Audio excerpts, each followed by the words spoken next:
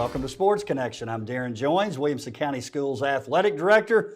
I'm here with my partner, Mr. Tate Mathews. Tate, time flies. Football at the halfway point. Golf district this week. And soccer and volleyball heading to the finish line as well. That's hard to believe. It's already scary enough that football's at the halfway point, but now we're getting ready to talk district and region golf tournaments. So getting ready to be an exciting second half or end of September and early October, isn't it? Well, it's officially fall, my personal favorite time of year, the fall. I love the fall. I love fall. I'm more of a summer guy. Yeah, I knew you were. But I'll take the fall. Just don't like the winter. Although it didn't feel like fall on Saturday when it was 98 degrees. Seemed like we fell back. Summer. Hey, Tate, let's All's jump. right in the world. The Vols are undefeated. They beat Oklahoma. Mr. Wine, Oklahoma Sooner, WCS alum. So actually went to the game, saw Coach Childs and Coach Derrick there. So Oh, you ended up going to the game. I did. Pretty cool Did place. your dad go? No. He's got those Oklahoma ties. He likes to watch the game at home so he can take notes. And Send it in. I don't know Oh, where for sure. yeah. He don't like to go to the games anymore. I get it. Well, he's been to a lot. He's been to a lot. Let's talk, let's recap these games, Tate. We're going to start with the WCTV game of the week. Brentwood 31, Summit 0. Brentwood jumped out to a 14-0 lead in the first quarter. By the end of the half, it was 31-0. That's how the score ended up. Gavin Nelson and Cannon Kinder both had rushing touchdowns in the first quarter. And here's a touchdown, by the way, and it's the WCTV play of the week. Number 4 in motion for the Bruins. Flexes back out. He's going to go deep to number 11, who's wide open. No one in Right coverage. down the middle. That's going to be Bowen Clunan. So Bowen Clunan wide open over the middle. And on the RPO there, they sucked the entire Summit defense inside, and he just hit him wide open. Nice play there. First of all, don't want to correct the announcers, the Cracker Jack announcing team. They do an unbelievable job with that. That was actually J.C. White on the touchdown pass to Clunan there. But, man, I don't know that you can be any more wide open than he was. A lot that was going on in there. They had Merrill going in motion, and then the fake with the ball. That was a well executed. One, it was a very well drawn up play. Two, a very well executed play. But great throw from J.C. to Clunan. And it was just kind of a snapshot of really the whole night. It was all Brentwood Friday night, all Bruins. It was, and you feel for Summit. We had Coach Coleman and Coach Finch in here last week, and listen, nobody's going to feel sorry for you. Nobody's going to make excuses. But maybe Nolensville in the playoffs last year, I can't think of a more injured team than Summit. I don't know that it was this bad. I mean, And they couldn't afford it. Well, they couldn't afford it. I mean, we already, it's already been talked about the injuries in the offensive line, and now you've got, pretty important skill position players out. I mean, we're coming up on double-digit injuries. Starters. They need fall break. Of course, some of those guys won't be back. Right. No break's going to help. It's rough. Well, you feel for them, but it's part of it, unfortunately. It was pretty neat, though. So many people contributed for the Bruins, and Gavin. He also had 10 carries, 46 yards, a touchdown, had a receiving touchdown. Merrill had 5 catches for 32 yards. Both, I think, between Cannon Kinder and J.C. White, there was 3 incompletions thrown. Shepard Smith had an interception on defense. So a lot of people in a very short time, as far as the starters go, got to contribute, and then they got to. That's the tough thing about the running clock, right? It's there for a reason, but then your young people, you think that's a chance for them to get reps, but it goes so fast they really don't. And when you've got 130-something kids on the team, like Brentwood does, it's hard to get many of them reps. So, anyways, a lot of people got to play, but I don't know what they got out of out of that once it went running clocking, but the part where the varsity played, a lot of people contributed. I'm not a fan of the running clock. I'm not either. Now, But it's there for a reason. That's the thing, soapbox time, right? It's like every other thing. We've got a rule because we've got clowns out there that can't just do right. And they, I thought this was funny. Our brothers down the road, they got a little offended that they got the score run up on them. Now remember, this is a team that beat Maplewood 69-3. Now I know you pretty well, Coach. If you're going to try to score 120 on somebody, when that favor gets returned to you, you're going to shake hands, say good job, and you're going to keep your mouth shut even if you're mad about it or not, right? So anyways, you're not biting on this? no, I agree with you. So that's what I was going to say. I don't like it, but I understand why it has to happen because people just don't get it. I would say this, one of the best things that can ever happen to you as a coach is to have one of those teams that loses like all the time. I think it makes it better for when you do win. For the folks that have done nothing but win, and listen, they're probably doing a good job and have good players and all those things. I think sometimes you can get confused about how you're supposed to do things. So I think we should have a running clock just because we probably need it, but I don't like it. Right. Well, one of the biggest, we live in the buzz world era now, and I think people. Well, I know a lot of people that like to post these things. They don't really understand the difference between empathy and sympathy, right? So, kind of hard to have empathy if you've never been in that spot, but still, that doesn't make it right. And again, that's why it's there, because we can't get people to do right, and they try to embarrass people and break records and throw for 12 touchdowns in the first half, and so then they got to have the running clock. Well, then the young people don't get to play. But so, anyways, and they deserve to play. They deserve to play. They work hard too. They work hard all week long, man. They work hard too. You can't. You hear that? You hear coaches talk about when numbers are down and we don't have enough people to get a good look on our scout offense or defense or whichever one it is. You got to have them all. So you're right. Yeah, their mamas want to see their babies out there in the game uniforms too. That's right. And daddies. Sorry. That's right. Franklin, 32, Nolensville 3. Big turning point in that game, Tate. I was at that game. It was 8-3. Nolensville driving, goal line stand by Franklin. They respond with a touchdown. And then at the end of the half, just an unbelievable play. 51-yard touchdown from Brewer Wilson to Lucas Young as time expired. They're up 22-3 at the half.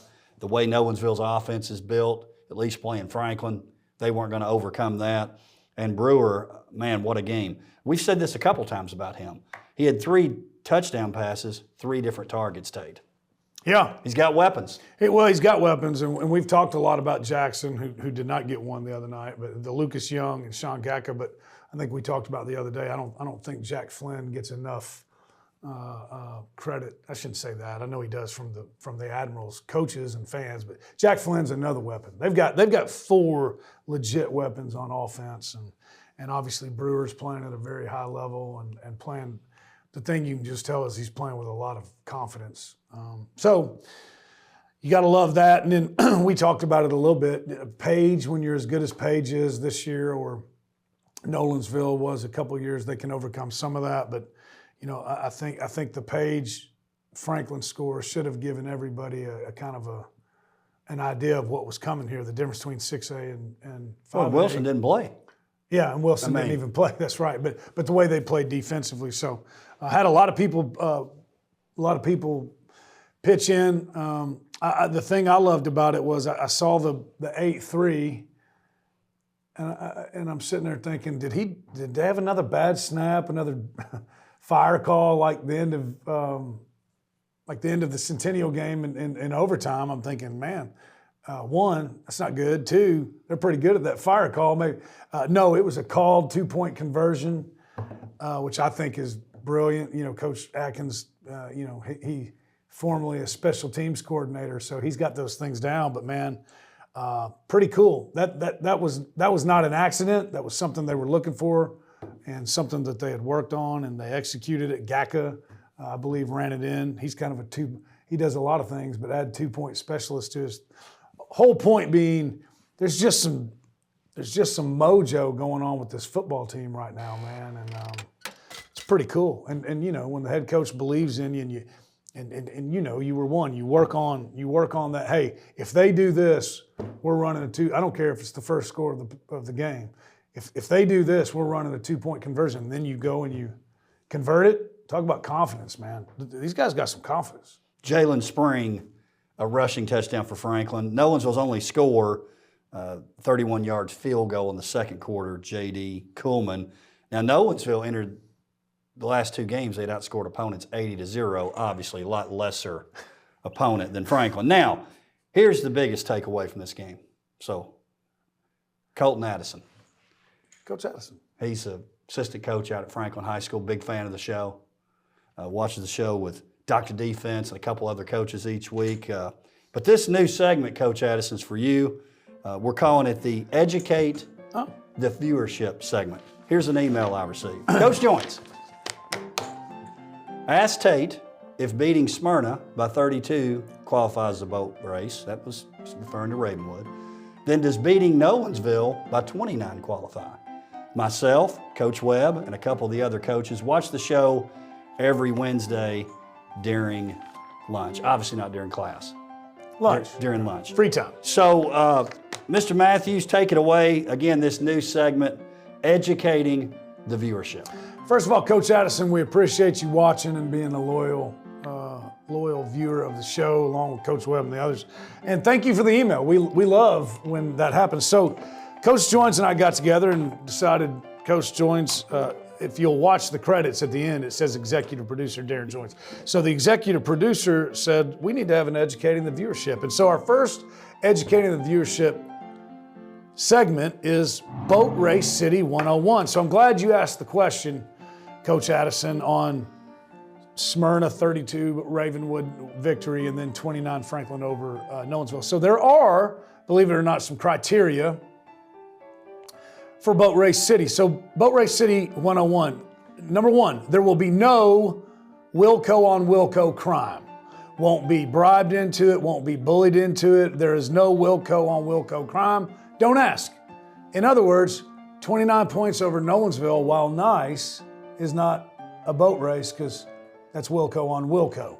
Number 2, you must win by 30 points or more. Note, 30 points is now what the TWSAA recognizes as a running clock. It must be a running clock to qualify as a Boat Race City game. It used to be 35 points. That's why it used to be 35. When the TWSAA took it down to 30, making it a running clock, we acknowledge Boat Race City as a running clock. So now it must be 30 points, 29 points. So 2 reasons why. 0 for 2. Number 1, we're 0 for 2, Coach Addison. Number 3, you must have a Tate Mathews, that's me, approved body of water easily accessible to said high school. In other words, no body of water, hard for the coach to get on the boat for Boat Race City. It has to be the head coach. And number 4, all boat races are final. Do not at me on this, they are final. Here is the criteria for Boat Race City 101. If you would like a copy of it, it's public knowledge. You can email Mrs. Carol Birdsong in her department and carbon copy jeremy.qualls@wcs.edu. Boat Race City 101. Thank you, Coach Addison, for your email and your questions. Please keep participating in the show.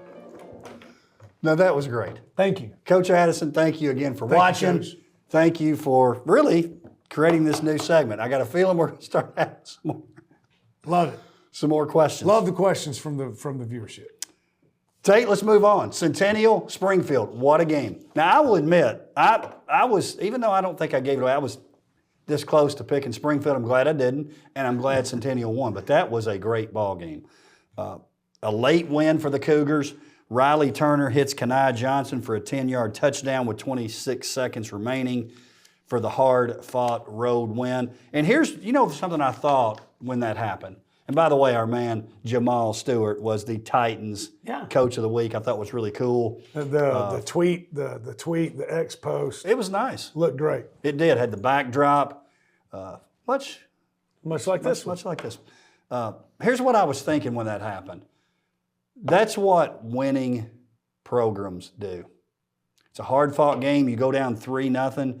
And by the way, that was a pretty late score too. I think it was less than 9 minutes to go. There was a long drive, 16-play drive, 74 yards. The Centennial defense kind of bowed their neck, and then they end up scoring real late to win. It's what winning teams do. And I really thought that when I read about the game. And our man Charles Pulliam was out there covering. That's his neck of the woods, so to speak. Yeah. So love the coverage from Did he Charles ride too. over to the stadium on his horse? I don't think he did that. Okay. That would have been a real flex move. Tie that thing up. The flex. Get off with That would have been the flexest of moves. with his cameras, his gooders up top. Have the bags on the side, just pull them out.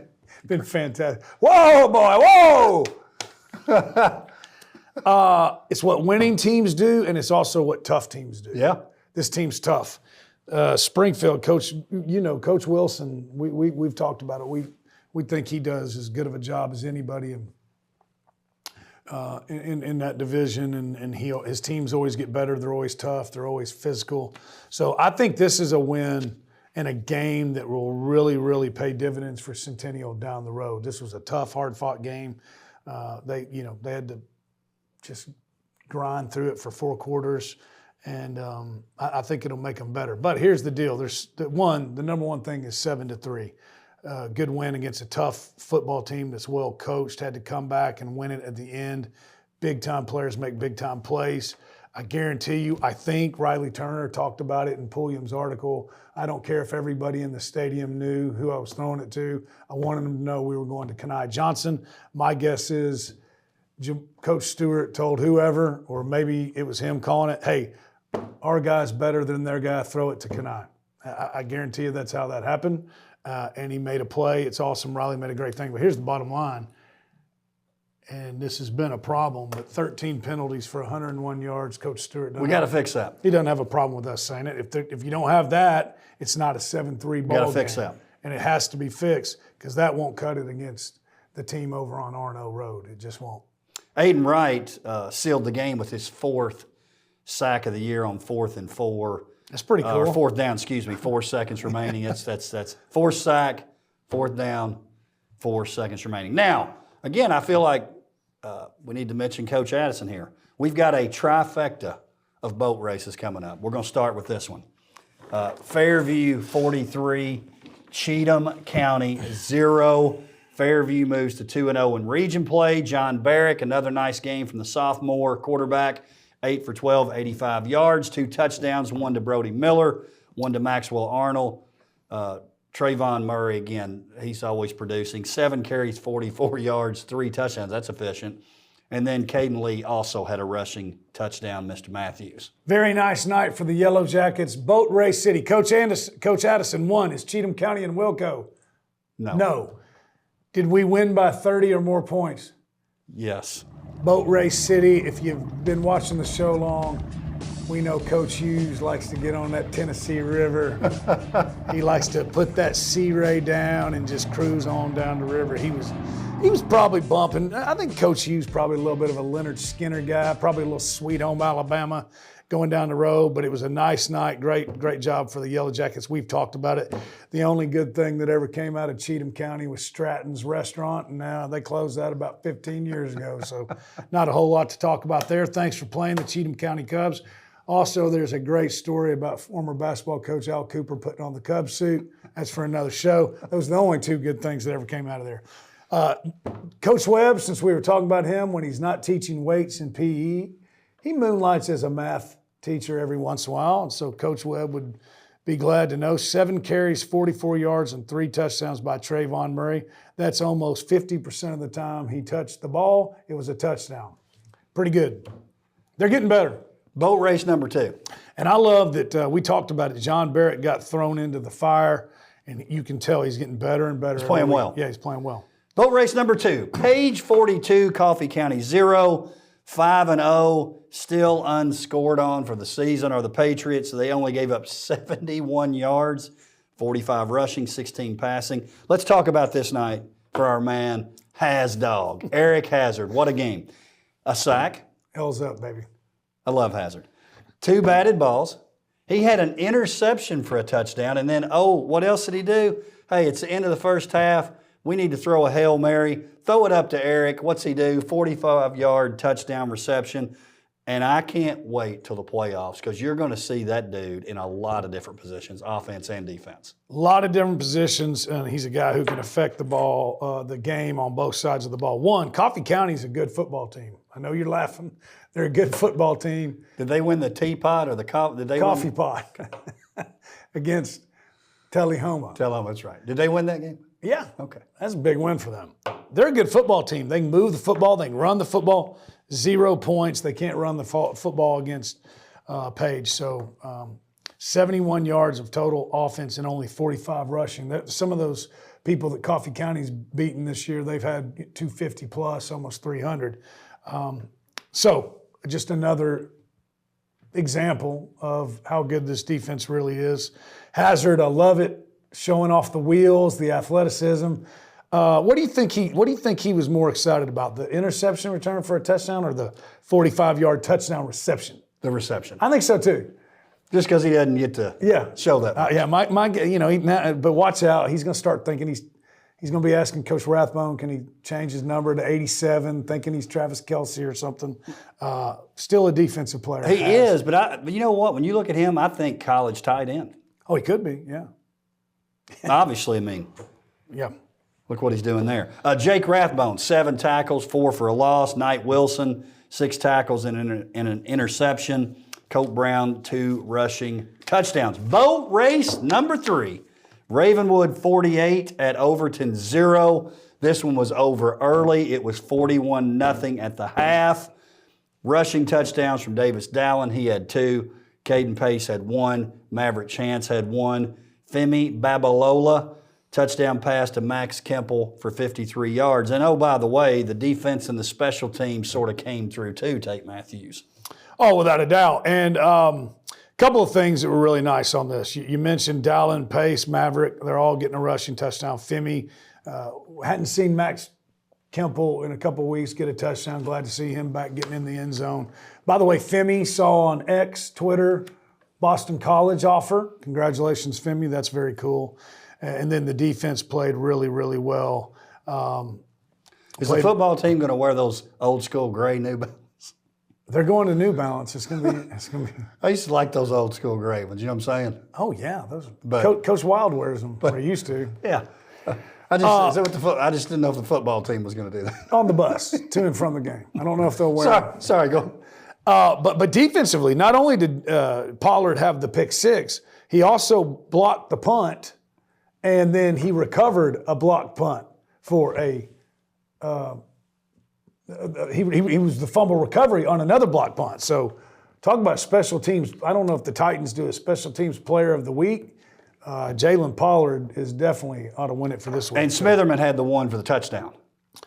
Correct. The block punt, and then Smitherman got the touchdown. He blocked one. Smitherman got the recovery. But then there was another one, and Pollard got it. So he was all over the place. Good to see that. I got a lot of people. And I'm telling you, this is a physical football team. It is. This Ravenwood, I wish Ravenwood and Page were playing this year. Gosh, I do too. Coach Hester, Gigi, his daughter, she's an Ole Miss Rebel, and so Coach is he's a tri-tune guy, you know. He likes to kind of chill a little bit. So I'm assuming he probably stopped by Pickwick Lake on the way down to Oxford, cruising with Miss Wendy. Mimi Hester, congratulations on the shutout. I know you're very excited about that. Final football game, we won't spend much time on this one for a lot of different reasons. Independent 7, they lose to a really good Beach team, 28. And again, I still stand by Beach, Page, semifinals. Winner wins it all. I agree. I know South wins good. Well, no, they got beat the other week. I know they did. I noticed they dropped. Make sure you tell Tommy K too, because I tried to tell him earlier in the year. I did. Watch out for South win. Okay, I'm going to watch out for him. I'll tell him. We need to add him. They've kind of jumped off that train, haven't they? I saw something about Morristown West. I'm with you. Hey, man, they've all played tough schedules. Nobody's played as tough as a schedule as Independence. They're going to get somebody, though. They're going to cause somebody some problems. Well, let's face it. What I like about this is Indy and Summit can keep their guys motivated because the last game of the year is going to be for a playoff spot. Correct. You don't think Overton? No. No, okay. I agree. I mean, The border battle just got even more important. it did. It did. Hey, let's transition a little bit to volleyball. We've got some scores here. Nolensville, a 3-1 win at Brentwood. They dropped the first set 20-25. Then they win 25-16, 20, and 17. They're 9-0 in district play. Brentwood is 7-2. Look at these kills for both teams. Kyra Knox, the WKU commit, 11. Addie Wimmer, 11. Maya Pogue, 10. That's all for Nolensville. On the Brentwood side, another WKU commit, Eliza McKnight, 12. Freshman, Ashlyn Martin with 12. And then maybe your favorite athlete in WCS on the girls' side, Daisy Oatsfall with 11. Earlier in the week, Nolensville had swept Ravenwood. Brentwood and Ravenwood will play again this week. Last time that was a 5-setter, I believe, that Brentwood won. So a lot to still be determined, but Nolensville right now kind of inching out ahead. But here's the thing, because I think they play 3 more times. I do too. District final, region final, state final. I mean, really, you got to win that. You got to win the one. You got to win the one. I feel like this is kind of a little bit of a statement game. I feel like the last time they played, didn't it go to 5 sets? Went to 5. Now this time it's 4 On the road. on the road. He probably wouldn't like this, but you talk about the state championship seasons that Nolensville's had. This feels like this might be shaping into his best team he's had. It's pretty good. This is a good team. I thought Brentwood, as we know, we could replay the tape. You claim Nolensville. I'm picking Brentwood. I thought they'd close the gap. I know they've closed the gap. I thought maybe they were the ones this year. I'm still standing by that, but Nolensville, it almost like they were like, not so fast, my friend. So we'll see. But I think we have a good chance of an all-Wilco final. Now, listen, I don't want to get our friends at Brentwood upset with me, but I don't mind making statements every once in a while. If Nolensville wins it this year, if they do. The torch has been passed? It has. I mean, I get it. I get it. Well, sorry, Coach Young, for firing up Brentwood. While we're making Brentwood mad, I don't want to make Coach Doty or Coach Brock mad, but if there was a way we could find a way to let Daisy Oswald play flag football, it would be unbelievable. Yeah, and they haven't done very well. What? What are you? I'm not trying to. I'm just saying they need to. Yeah, I got it. I don't know why you're laughing. I would come and watch her play. She'd be great. She'd be great. Coach Evans, if you're watching, get Daisy. Her brothers were pretty good football players. Get Daisy, Coach. Get Daisy. This is the first year that you can recruit your own hallways. It's sanctioned. It's sanctioned. You can recruit your own hallways. Okay, let's talk a little soccer. We got to go quick, Tate. Okay. Franklin 3-0 win at Summit. Here's what was significant. They clinched the regular season district title, which gets them into the region the way they do it in soccer. Regular season champ makes it to the region regardless if they make it to the championship game. I say it all the time. Coach Burgoyne does a great job at Franklin. Another great job this year. Sophomore, Aubrey Gates, sophomore, 2 goals. Ava DeSantis had a goal. Ellie Doty, 5 saves, and the shutout in goal. Now, here's this week's gem, Tate Mathews. Courtesy of our man, Charles Pulliam. Got to give him credit. Franklin has outscored their opponents 45-6, 31-4 in district play. It's pretty strong. They are rocking it right now. They're rocking. They're going to be hard to beat. They're going to be hard to beat. Hey, one that I wouldn't say it surprised me, but hats off to Page. 1-1 tie with Ravenwood. In fact, Sydney Anderson for Page got to go early, and Ravenwood had to score with another Anderson of their own, Laney, late to tie it. Independence Nolensville, 0-0 tie. Brentwood over Nolensville 3-0. And then Fairview, 9-0 over Montgomery Central, having another great year. 12-1-1, 5-1 in district play. Emily Quaint, Ava Sullivan with 3 goals each, and that is a hat trick. And Jackie Redding with 2 goals. Now, I want to say this because I could tell you were chomping at the bit, and I was too. I hate why we got a tie. Well, what is that called? I think it's called. Is it called a kiss your mother? I think it's your sister. That's it. Yeah. I mean, I know that the soccer folks don't really love the PKs because that feels kind of random too, but it's better than that. Okay, is that an NFHS TSSAA thing, or is that a region whatever we are bylaw thing? You know, I can't answer that. I'm with you. You were a coach. Maybe Mr. Producer can look it up. You were a coach for a long time. You'd rather take the L than have that. Or it depends on your team. Well, if I knew before, like, tie or lose, I'd probably pick tie. But I want the chance to win. Well, you can't then. I mean, forget that. Yeah. That tie, that's terrible. All right, golf. I want to mention the district tournament is this week at the taping of this show. It hadn't started. By the time it comes out, then it'll be determined. It's at the Franklin Bridge. Brentwood boys, Page girls are the favorites, but close behind. Page boys, Ravenwood girls. And I'll tell you this now. Franklin had a big win over Page this past week, and they almost knocked off Brentwood on the boys' side. So watch out. Anytime you got a guy like Will Pinson, you've got a chance. Hey, Tate, real quick, cross country. Wingfoot Classic, Cartersville, Georgia. Brentwood girls, they first place again with 55 points. Second place had 125. A lot of out-of-state teams in that one. Nolensville girls were sixth.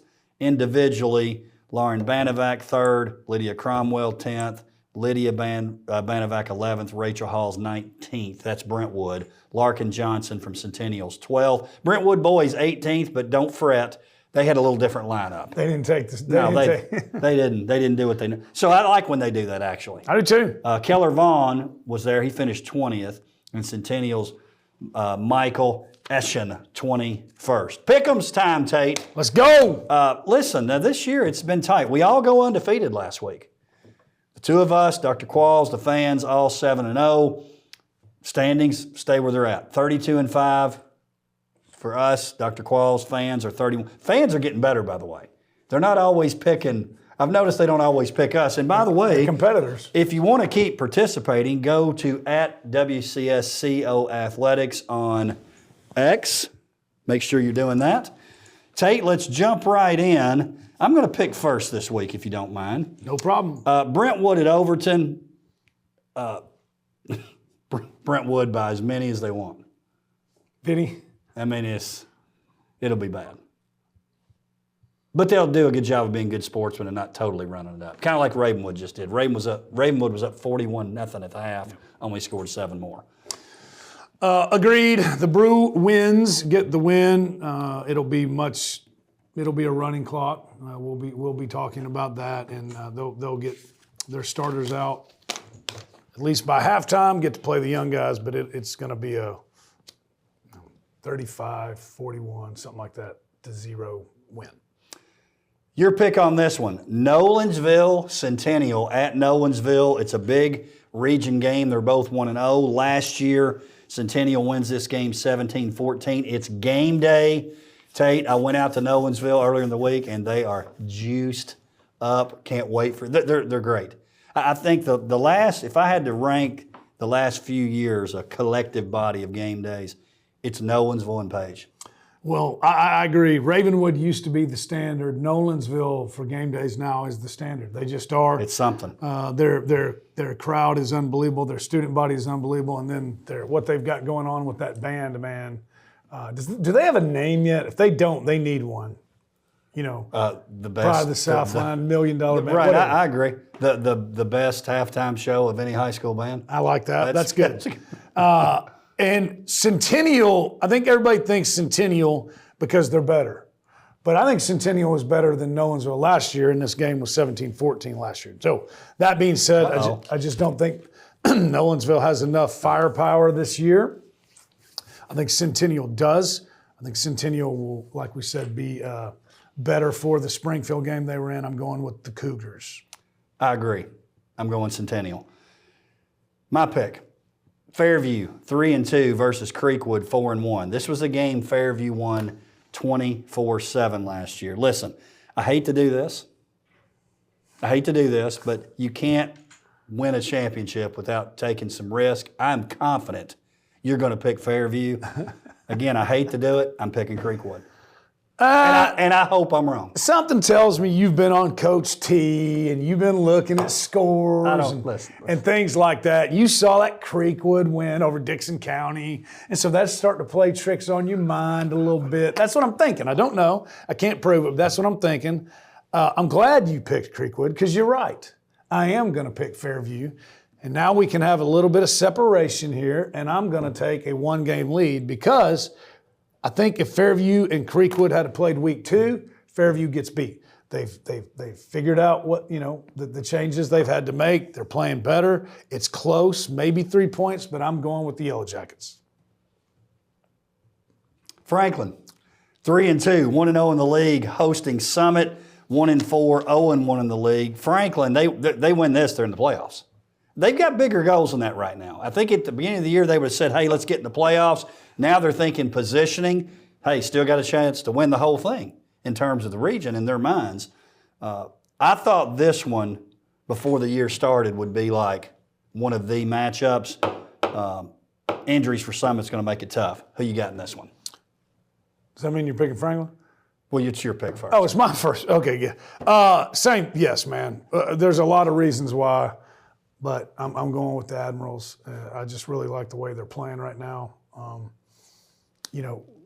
Summit would have had to slow this game down a little bit and run the ball at them, and I just don't think they can do that right now. I'm going with the Admirals. I'm going with Franklin. Next game, goodness. Page 5-0 versus Glencliff, 1-4, 0-1 in the league. I would remind you that Glencliff's win is over a program that just shut down the middle of the season. No, I mean, I'm trying to totally make fun of it. The school that will not be named. I mean, so as bad as they want to win, they'll probably not give up a point again. The last 5 games are all region games for Page. And I'm telling you, I'm a little bit worried about Page, and here's why. They're not getting tested at all. Some of it's not their fault. I mean, your region's your region, which hadn't played a region game yet. We were talking beforehand, man, I would love it if they would have matched up with a Ravenwood or a Brentwood. Now, they played Franklin, which is obviously a good team. Independence, 6A team, but I would love to have seen them play Ravenwood or Brentwood as well. Again, schedules are made a while back, but Page wins by as many as they want and probably don't give up a point again. Here's what's scary about that to me, man, because I don't think you can coach like this, but they're 5 games in and haven't given up a point. They're not going to give up a point to Glencliff unless it's a fluke.